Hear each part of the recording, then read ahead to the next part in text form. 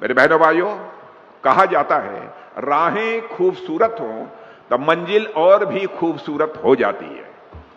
यह जो green corridor है, गजब की खूबसूरती है इसकी, और आगे भी देखिएगा इसकी खूबसूरती बढ़ने वाली है।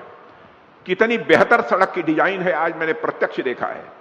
ग्रीन पट्टियां हैं, मॉडर्न लाइट्स है, और ग्रीन कॉरिडोर के प्रथम चरण में आईएम रोड से पक्का पुल के बीच बंधा चौड़ीकरण होने के साथ साथ फ्लाईओवर बन चुका है, और यहां आज वाहन फर्राटे भर रहे हैं।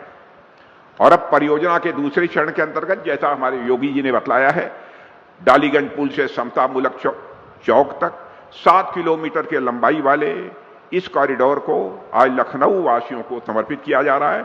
इसकी शुरू होने से लगभग 15 लाख की आबादी लाभान्वित होगी, 15 लाख की आबादी लाभान्वित होगी। और इसकी अगली कड़ी में समतामूलक चौक से लेकर शहीद पथ तक 10 किलोमीटर में ग्रीन कॉरिडोर का विस्तार किया जाएगा। और साथियों, इस परियोजना की एक और खास बात यह है कि इसमें सिविल और डिफेंस सेक्टर दोनों ने मिलकर काम किया है, और इस परियोजना में डिफेंस लैंड का भी एक अच्छा उपयोग हुआ है।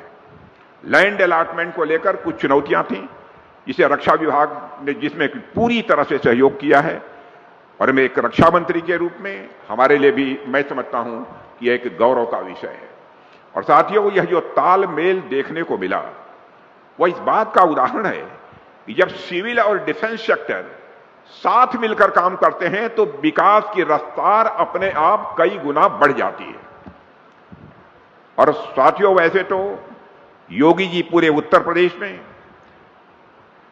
विकास के साथ साथ स्वच्छता पर भी ध्यान दे रहे हैं, लेकिन यदि मैं सिर्फ लखनऊ की बात करूं तो आप सब खुद इसके साक्षी हैं कि लखनऊ में अब कितनी तेजी के साथ बदलाव हो रहा है स्वच्छता के मामले में भी। शहर को साफ करने के लिए अभियान चलाए जा रहे हैं, घर घर कचरा संग्रहण की व्यवस्था मजबूत की जा रही है। पहले क्या होता था कि लोग अपना कचरा लाकर गोमती नदी में फेंकते थे, क्योंकि और कोई जगह कचरा फेंकने के लिए थी ही नहीं। लोग कूड़े को या तो सड़कों पर डाल देते थे या नदियों में फेंक देते थे। सड़क भी गंदी होती थी, नदी भी गंदी होती थी।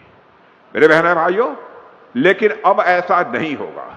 सीवेज सिस्टम को भी यहां चुस्त दुरुस्त करने के लिए हमारी योगी जी से बातचीत हो रही है, उनकी योजना यहां पर चल रही है।